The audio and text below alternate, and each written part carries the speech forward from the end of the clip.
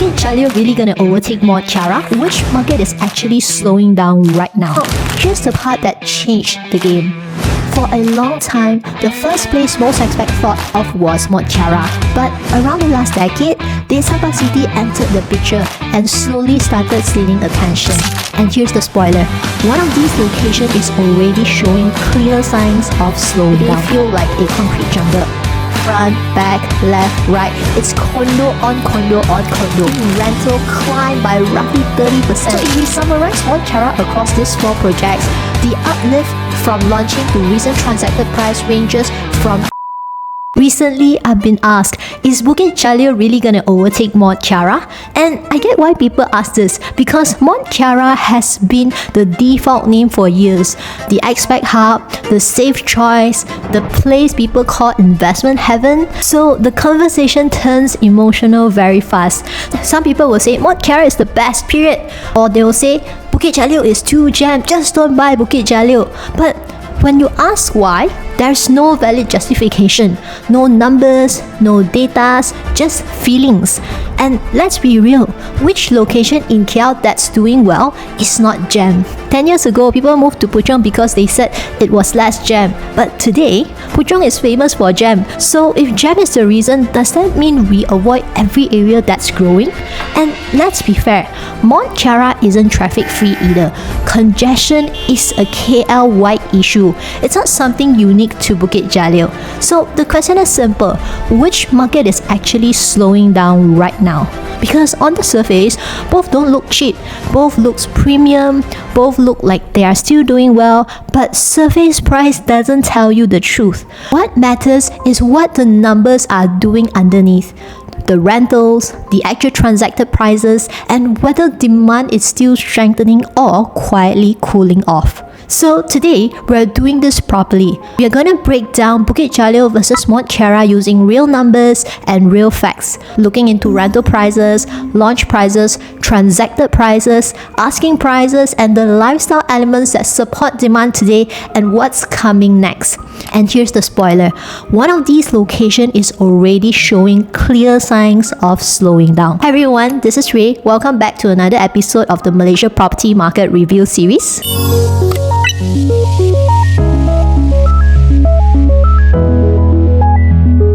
In today's episode, we are going to break down Bukit Jalil versus Mont Kiara using numbers. We'll cover rental prices in both areas, the gap between launch prices, transacted prices, and current asking prices, the real lifestyle elements that support demand today, and what's coming next that could shift each area's trajectory. Then we'll end with the only question that matters. If you can only pick one, where should you put your money? First, let's start with rental. To keep this as apple to apple as possible, I'm going to pick 4 of the most recently completed projects in Mont Kiara and 4 in Bukit Jalil.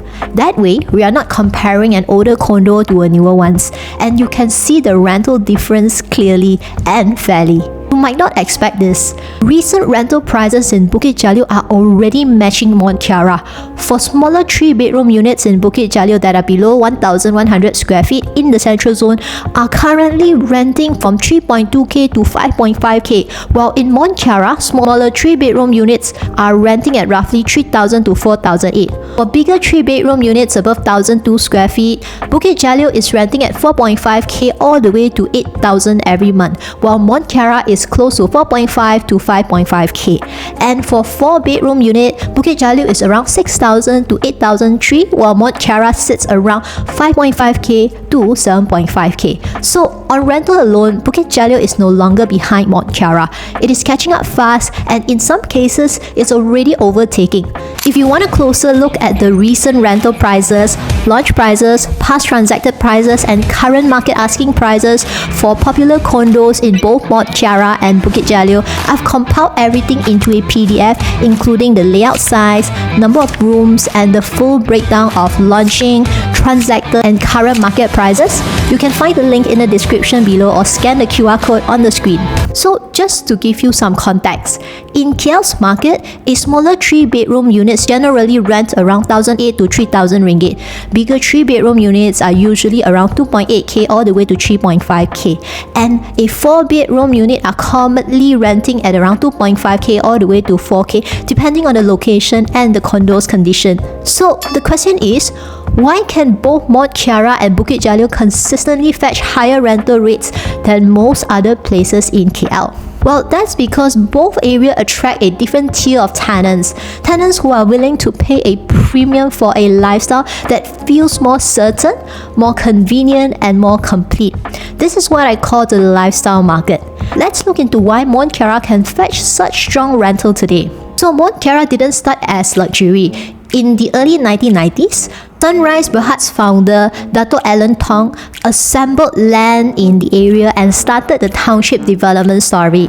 The first few condo sets, the one with Mont Kiara's Pines, completed in 1993, then Mont Kiara Palma in 1994. That's how Mont Kiara began, not as a random condo area, but as a planned premium high-rise enclave from day one. Back then, Mont Kiara became an expat magnet not because it was the best, but because it was one of the very few places in KL where an expat community could actually form. In the early stage, expats naturally cluster here. Once a community forms, it becomes self-reinforcing. New arrivals choose the place where other expats already are.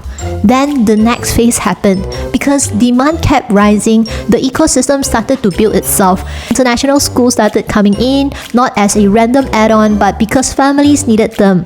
And when you have international schools, you attract longer staying expats. After that, the rest follows. Community mall, family grocers, restaurants, gyms, and the whole routine lifestyle. So what we see today is not just Mont Kiara is nice, it's Mont Kiara being the result of years of demand pulling in the right infrastructure. Now let's make it very concrete. This is one of the biggest rental engines for expats family. You have Gardens International Schools and you also have Mont Kiara International School right here. For many expat family, the school used to be the deciding factor. Secondly, Mont Kiara's lifestyle is built around community malls, meaning your weekly life revolves around a few key spots like Plaza Mont Kiara, One Mont Kiara, and Sunway 163 Mall. This works very well for routine, groceries, cafe, gym, quick errands, but it's also one limitation of Mont Kiara because when people want a bigger, more complete lifestyle ecosystem, they start going outside of Mont Kiara more often. So the reason why Mont Kiara's rental are higher than most places in KL is because an expat community formed here nearly 3 decades ago and gradually shaped Mont Kiara into a high-end international enclave. Now, here's the part that changed the game. For a long time, the first place most expats thought of was Mont Kiara. But around the last decade, Desa Park City entered the picture and slowly started stealing attention because it offers a completely different living experience. More township vibe, more greenery, more walkability. It's a kind of place where family can spend the whole weekend there without needing to go into KL. And for expats with kids or pets, that lifestyle hit differently. So when more expats started considering Desa Park City, something happened naturally. Demand strengthened, rental held up better, and prices started climbing faster. Then, more recently, another name has started showing up more often in conversation: Bukit Jalil. Bukit Jalil is catching attention from a newer type of tenant, people who want something more modern, more organized, more planned township feeling. You have got a massive 80-acre park as the green lung. You have got a Grade A mall, Pavilion Bukit Jalil, and Grade A malls don't just serve residents, they usually become the landmark of an area.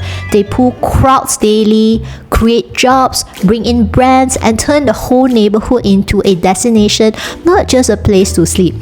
And most importantly, compare this with Mont Kiara. Mont Kiara today feel like a concrete jungle. Front, back, left, right. It's condo on condo on condo. But in Bukit Jalil's central zone, the space between buildings actually breathes. Between condos, you still get real green pockets, open views, and it's all within walking distance. The park, the mall, and the lifestyle spot all connected as part of daily life. This is also a key difference versus Mont Kiara. Mont Kiara lifestyle is mainly supported by community malls and neighborhood retail. It works for routine, but it stays community skill. Bukit Jalil has something stronger, a Grade A mall, Pavilion Bukit Jalil, that functions like a landmark. This kind of retail doesn't just serve residents. They pull in crowd daily, attract brands, create jobs, and increase human traffic, which directly support rental demand. And have you ever wondered, out of all places, why would Pavilion choose Bukit Jalil for their second mall? They don't place a Grade A mall without seeing a long-term catchment. They saw spending power, they saw growth, and they saw an area that can sustain a landmark retail destination. And here's the part people underestimate. Even before Pavilion arrived, Bukit Jalil was already a quietly affluent pocket. Next to the Bukit Jalil Golf and Country Resort by Berjaya, you have bungalows, landed houses and mansions where big bosses, tycoons, and public figures have been living for years. The spending power here have always been strong. Now, some people still label Pavilion Bukit Jalil as an anti-mall. But if you come here on a weekend, and you will see the opposite. Crowds, queues, and parking that's hard to get. That empty label came from the early days when it opened during the COVID period, when everyone was still staying home and retail was still recovering. But today, Pavilion Bukit Jalil has already turned into one of the key hotspots here, a place people actually travel to, not just a mall for nearby residents. So, Bukit Jalil is not rising just because of new condos. It's rising because of the area already has real affluence and real demand, and now the lifestyle infrastructure is stacking up fast. And that is why in the past 3 years, Bukit Jalil has seen rental climb by roughly 30%. When lifestyle anchors stack up and the tenant pool expands, rental demand does not just improve, it reprices. Similar to Mont Kiara, Bukit Jalil also has strong education anchors. You have the Tzu Chi International School, and you also have the well-known SJKC Liming, which families recognize for strong academic outcomes. On top of that, Bukit Jalil has something Mont Kiara does not have. It has major higher education demand drivers. You have the IMU, one of the most sought-after medical universities, and the APU, a top IT-focused university in the region. And these two institutions add a different layer of tenant demand, not just families, but also lecturers, professionals, postgraduate students, and parents who want to stay close to campus. And here's the part that really shows the difference. How much has the price actually moved since launch? If you bought in at launch, can you realistically sell today at a good price? Let's start with the 4 most recently completed projects in Mont Kiara. First, we have Agile Mont Kiara, completed in 2020. Launching price was around 800 ringgit per square feet.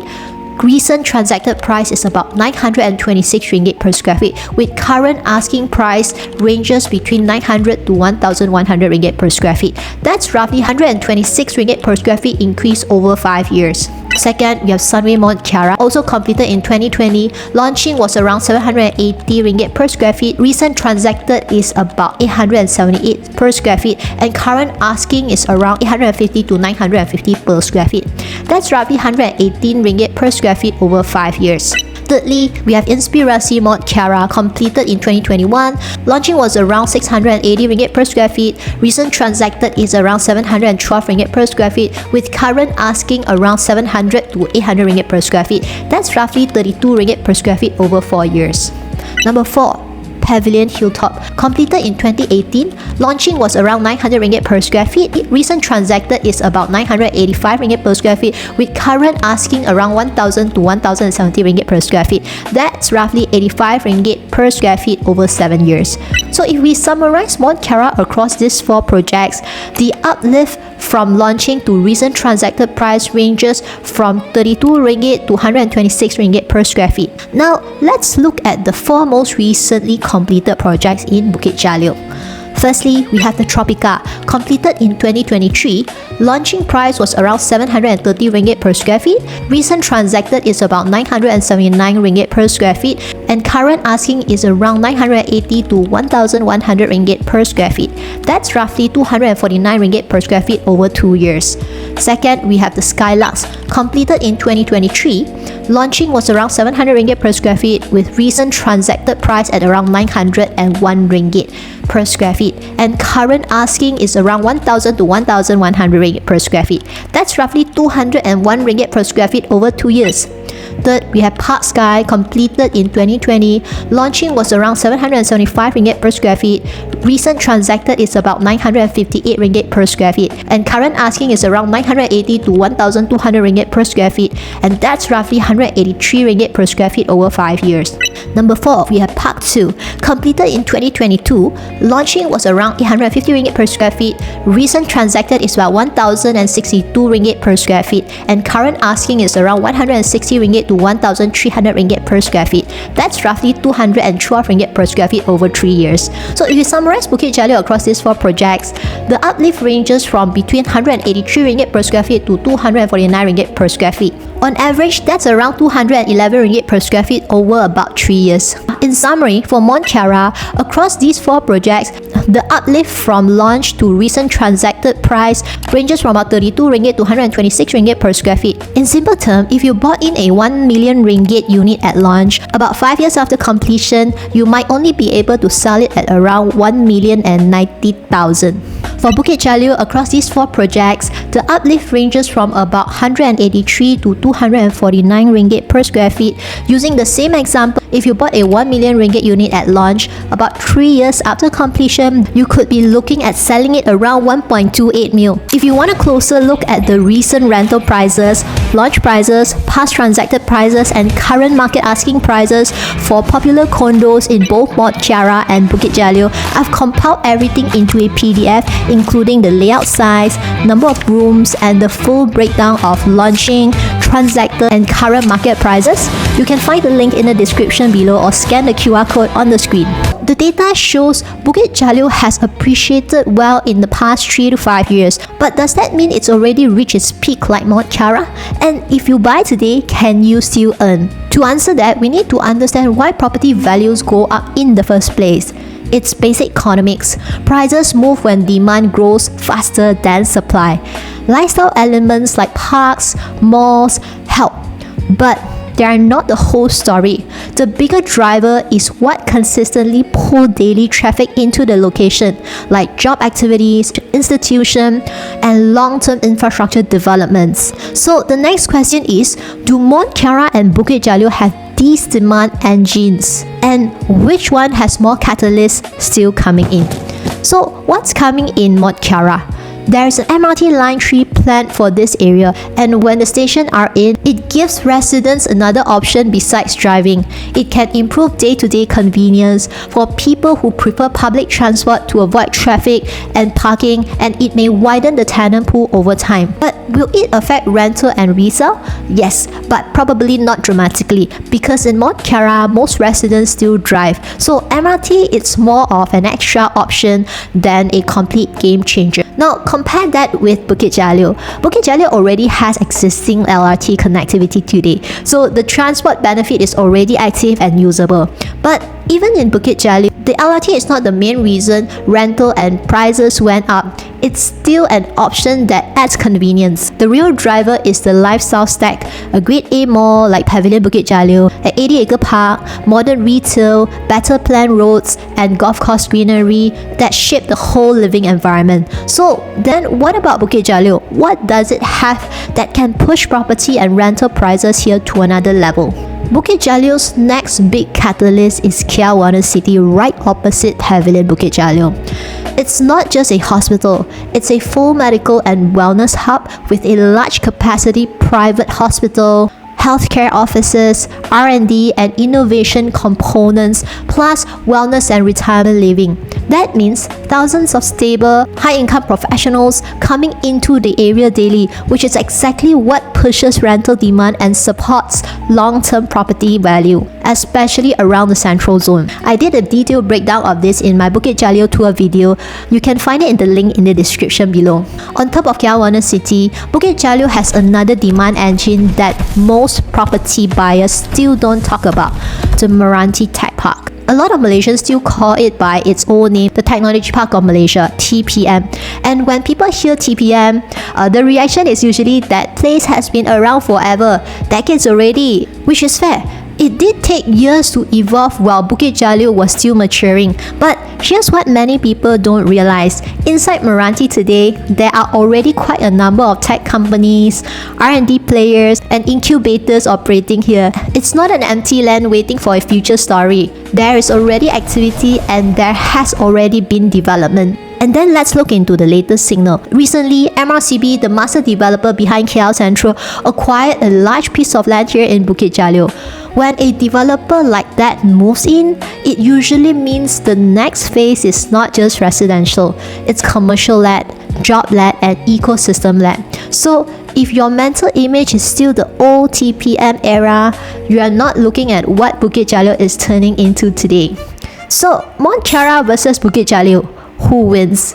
If you judge it by reputation, Mont Kiara wins. It's been an expat default for decades, it feels premium, and the rental market is still supporting by international schools and mature expat ecosystem. But if you judge it by numbers and momentum, Bukit Jalil is the one that's winning right now. Rental is already on par, and in certain family-size layouts, Bukit Jalil is already pushing ahead. And when you look at appreciation since launch, the difference becomes hard to ignore. In Mont Kiara, the data shows slower, more mature growth. In Bukit Jalil, the recent completed project shows stronger uplift in a shorter time frame. And this is the real point. Mont Kiara is starting to look more stagnant. The growth is no longer as strong as before. Bukit Jalil still has more catalysts loading in. Because Bukit Jalil isn't only about a park anymore, it's stacking demand engine. Kiara City brings in a whole medical and wellness ecosystem. MRANTI Tech Park adds in technology and innovation ecosystem that many buyers still don't price in properly. And when you see serious land moves like MRCB coming into the area, that is a signal that the next phase is likely job-led and commercial-led, not just more condos. So if you're asking, can I still earn if I buy today? The answer is, you don't earn from feeling. You earn from buying into the part of the cycle where demand is still strengthening and catalysts are still loading. Mont Kiara can still work if your goal is stability and rentability. But if your goal is upside, the data today shows Bukit Jalil has a stronger growth narrative. Mont Kiara is the established champion, but Bukit Jalil is the rising challenger, and the market is already voting with numbers. So if you can only choose one, where would you put your money in? Thank you so much for tuning in. If you like this video, feel free to hit the like and subscribe button. It will motivate me to create more contents like this for you. Until we meet again, ciao!